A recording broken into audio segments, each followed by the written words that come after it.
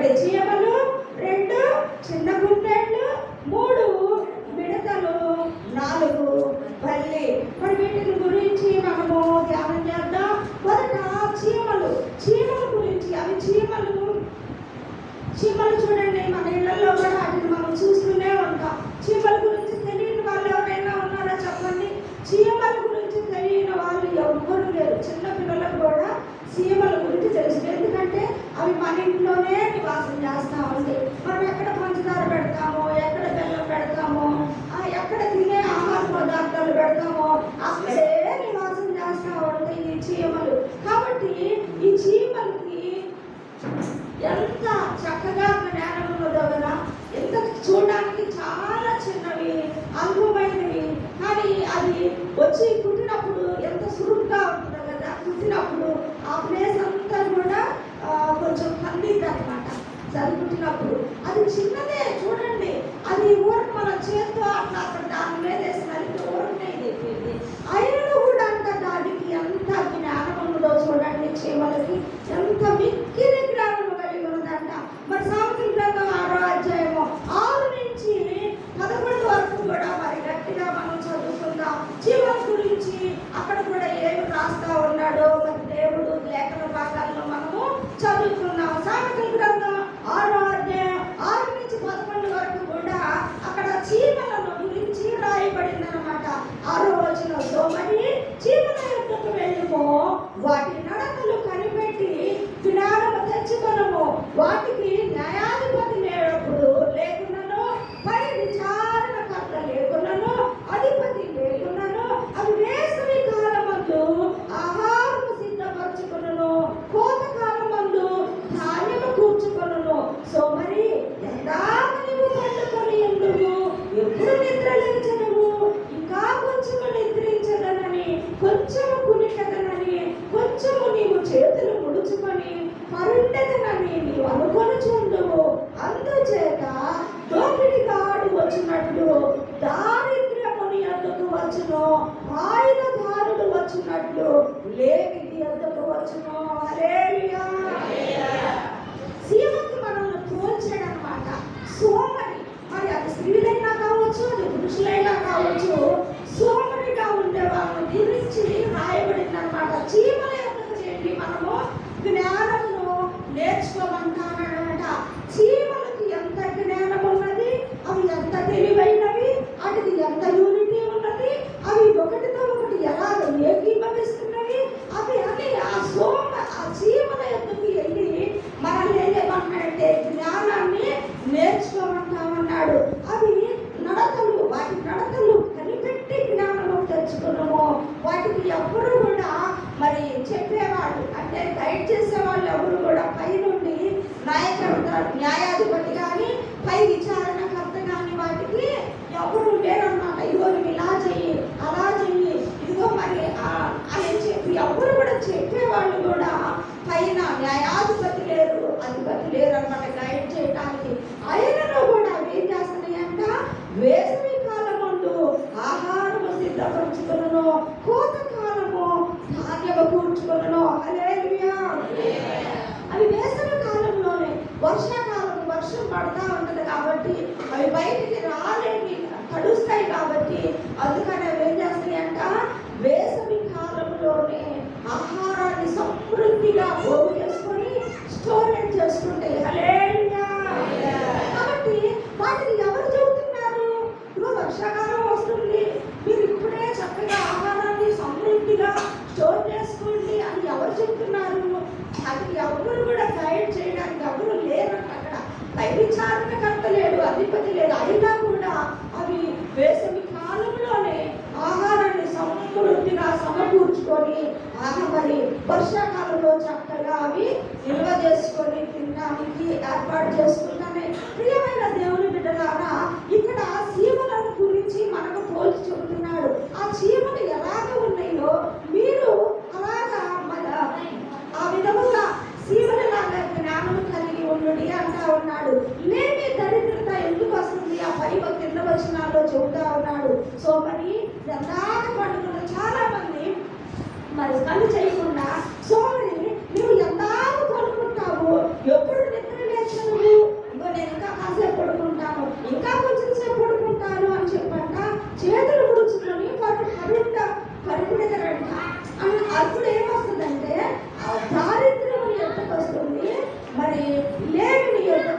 మనకు వస్తా ఉంది. హల్లెలూయా. మరి పని చేసుకొని పని చేయకపోతే ఏమొస్తుంది? లేదు రాక ఏమొస్తుంది? దరిద్రం రాక ఏమొస్తుంది? పని చేసుకోమంటున్నాడు దేవుడు. ప్రతి ఒక్కరిని పని చేసుకో. మరి ముఖ్యముగా పురుషులకి కుటుంబాన్ని పోషించే బాధ్యత దేవుడు పెట్టాడు. ఎందుకంటే ఆదాముకే ఆ విధంగా దేవుడు చెప్పాడు, ఇదిగో నువ్వు కష్టపడి చెమట ఓడ్చి మరి భూమి సేద్యం చేసి పంటను పండించి నువ్వు మరి నీ కుటుంబాన్ని పోషించుకోవాలని ఆనాడు మరి ఆదాముకు చెప్పిన మాట ఈనాడు కూడా ప్రతి యజమానుడు అంటే ప్రతి కుటుంబంలో భర్తగా ఉన్నవాడు, యజమానుడిగా ఉన్న వాళ్ళు కుటుంబాన్ని కంపల్సరీగా భార్య బిడ్డల్ని పోషించే సంరక్షించే బాధ్యత పురుషుడికి, తర్వాత యజమానుడికి ఉన్నదన్నమాట. ఆ యజమానుడే సోమరి అయి పడుకుంటా ఉన్నప్పుడు మరి ఆ యజమానుడే పని చేయకుండా మరి సోమరిగా పండుకున్న అక్కడ ఎంత చక్కగా రాశారో, పండు చేతులు ముడుచుకొని ఇంకా కాసేపు పడుకుంటా వారం పడుకున్నా, నెల పడుకున్నా, సంవత్సరాలు పడుకుంటా ఉన్నారు.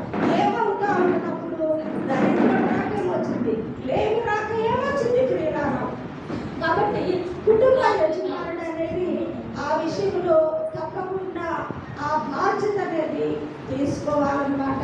మరి ఈ దినాన్ని మరి ఒకటి జరిగితే సరిపోవని భార్యాభర్తలు ఇదే చేసుకుంటున్నారు. అది తప్పు కాదు, అసలైన బాధ్యత యజమానుడిది. చాలకపోతే భార్య కూడా మరి ఏదో ఒకటి వేడిగా చన్నీళ్ళలాగా తోడుగా చేయడం తప్పు కాదు, కానీ అది మరి ముఖ్యముగా యజమానుడు బాధ్యత తీసుకొని కుటుంబాన్ని సంరక్షించుకోవాలి. అది దేవుడు చెప్తున్న మాట, నేను చెప్పడం కాదనమాట. సో మరి ఎందాక నీవు పండుకునేవు, ఎందాక నీవు పడుకుంటావు.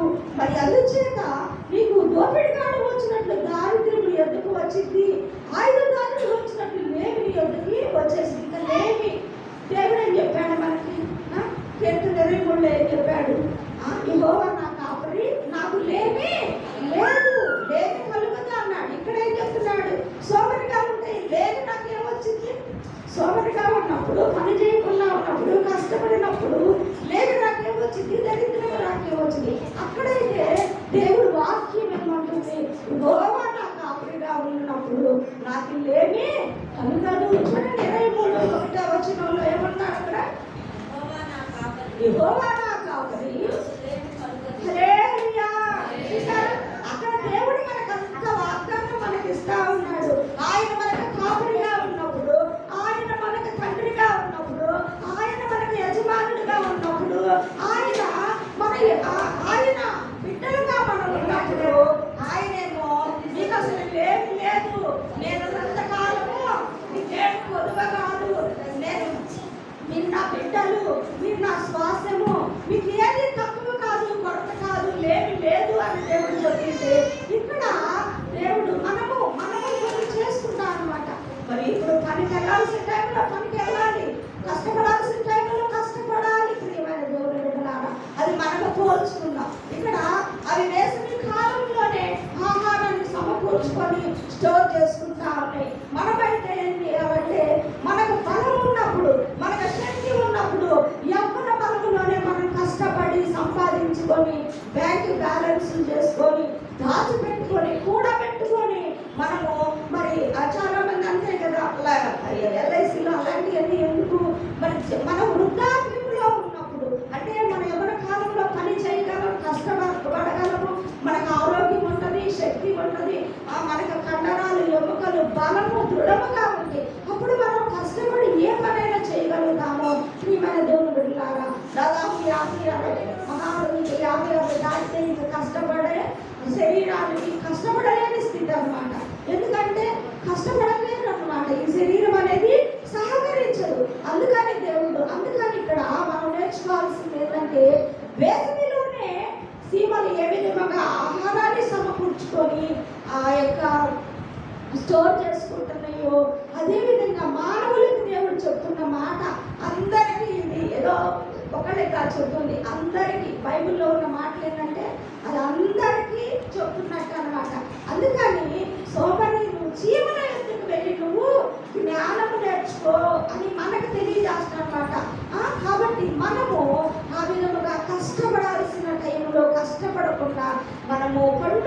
చూసినట్లయితే తర్వాత వృద్ధాప్యంలో మనం ఎంతో బాధపడాల్సి వచ్చింది, ఎంతో మనం ఎద చెందాల్సి వచ్చింది అనమాట. అదే మనం యవన కాలంలో కష్టపడి సంపాదించుకొని మనకి దాచిపెట్టుకొని కూడబెట్టుకుని ఉన్నట్లయితే అవి వృద్ధాప్యంలో మనకి ఎంతో ఉపయోగపడుతుంది అన్నమాట. కష్టపడే టైంలో, పని చేసుకోలే టైంలో అప్పుడు మనము ఆ యొక్క దాచిపెట్టుకున్న డబ్బులు మనం ఉపయోగించుకోవచ్చు అన్నమాట. కాబట్టి దేవుడు ఈ విధంగా చెప్తా ఉన్నాడు. ఈనాడు చూడండి, సమాజంలో మరి బిడ్డల మీద ఆధారపడలేని స్థితి. బిడ్డలు అప్పుడు కూడా మా భార్య బిడ్డలనే మేము పోషించుకుంటున్నాం అని తల్లిదండ్రులు వృద్ధుల ఆశ్రమంలో వేయడం, అంటే సమాజంలో సొసైటీలో జరుగుతున్న సంగతులను మనం చూస్తూ ఉన్నాం ప్రియమైన దేవుని బిడ్డలారా. అయితే మరి అందుకనే మనల్ని జ్ఞానం తెచ్చుకొని ముందుగానే మనం జాగ్రత్తగా సీమంలాగా మరి ముందుగానే మనం స్టోర్ చేసుకొని ముందుగానే మనము ఆ విధంగా కష్టపడవలసిన సమయంలో కష్టపడి మనము ధనము కానీ కూడబెట్టుకున్నట్లయితే అవి మనకు వృద్ధాప్యంలో ఎంతగానో మనకి ఆధారపడతాయి అన్నమాట. అవి మనకి ఎంతగానో ఉపయోగపడతాయి అన్నమాట. అప్పుడు మనం ఎవరి మీద ఆధారపడాల్సిన అవసరము ఉండదు ప్రియులారా. సరే, అదే ఏదైనా ఆరోగ్యం బాగోకపోతే అది వేరే విషయం అనుకోండి.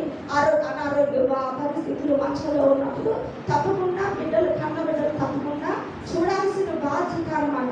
ఇప్పుడు అక్కడ కూడా కొంతమంది చూడట్లేదు. మరి మనం ఎన్నో సోషల్ మీడియాలో చూస్తూ ఉన్నాం, సమాజంలో జరుగుతున్న సంగతులు మంచిది. అయితే మనము ఈ సోమరు వాడు అనుకుంటున్నాడంట ఇంకా పనిచేయదు కాక అసలు నేను జ్ఞానిని, అబ్బా నాకు జ్ఞానం ఎవరికి లేదు అంటున్నాడు. సామెతలు 26వ వచనం 26వ అధ్యాయం 16వ వచనం. బిడ్డ పెట్టుకున్నాడు ఇంకా సోమరిగా ఉంది, పని చేయకపోయింది కాక అంటున్నాడంటే తన దృష్టికి తానే నేను జ్ఞానిని కదా అనుకున్నాను. సోమరు ఎవరున్నాడు? తన దృష్టికి తానే జ్ఞాని అనుకుంటాడు. తన దృష్టికి తానే జ్ఞానిని అనుకుంటున్నాడంట. ఇంకా అసలు పని చేసి కష్టపడి భార్య బిడ్డలు పోషించడం కాక కొడుకొని దరిద్రం లేవి తెచ్చింది కాక ఇంకేమనుకుంటున్నాడంట, నేను జ్ఞానిని కదా అనుకుంటా ఉన్నాడంట. హల్లెలూయా. 3 చూసినట్టయితే ఎవ్వరు కూడా నేను జ్ఞానిని అని ఎవ్వరు అనుకోవద్దు అంటున్నాడు. హల్లెలూయా. నేను జ్ఞానిని అని మీరు ఎవరు అనుకోవద్దు దయచేసి అని సామెతలు 3:7 చెప్తున్నాడు. నేను జ్ఞానిని కదా అని నీవు అనుకోవద్దు. చాలు. మరి ఇక్కడ మనము నేను జ్ఞానిని అని ఎవరు కూడా కాలు ఎగరే అవసరం లేదు. ఎవరు కూడా మనం స్త్రీలైనా పురుషులైనా ఎవరు ఇక్కడ దేవుడే జ్ఞాని. అంతేగాని మనము అజ్ఞానులు అన్నమాట. అజ్ఞానంలో ఉన్న మనల్నే జ్ఞానంలోకి ఆయన పిలుచుకున్నాడు. కాబట్టి నేను జ్ఞానిని కదా అని మీరెవరు అనుకోబాకండి అని చెప్పి దేవుడు సెలవిస్తా ఉన్నాడు అనమాట.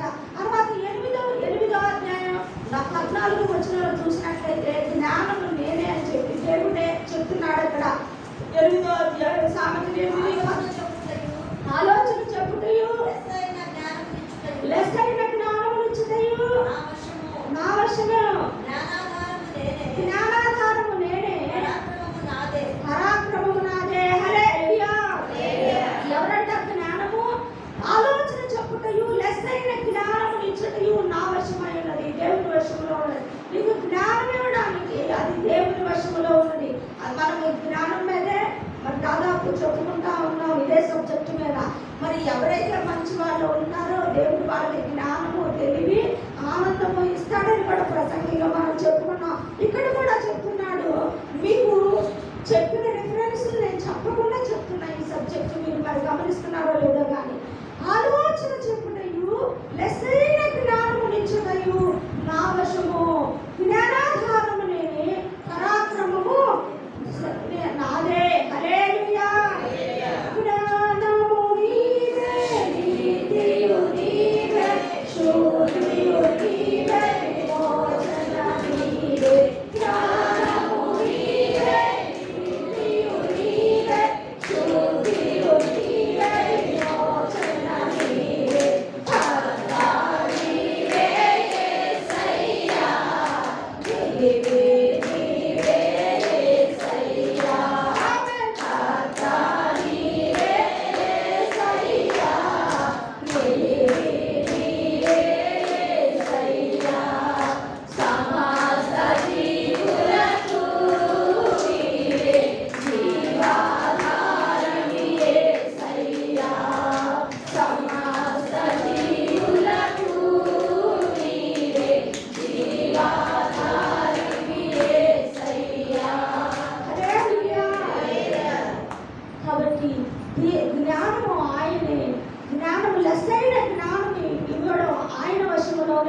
ఉన్నది అంటా ఉన్నాడు.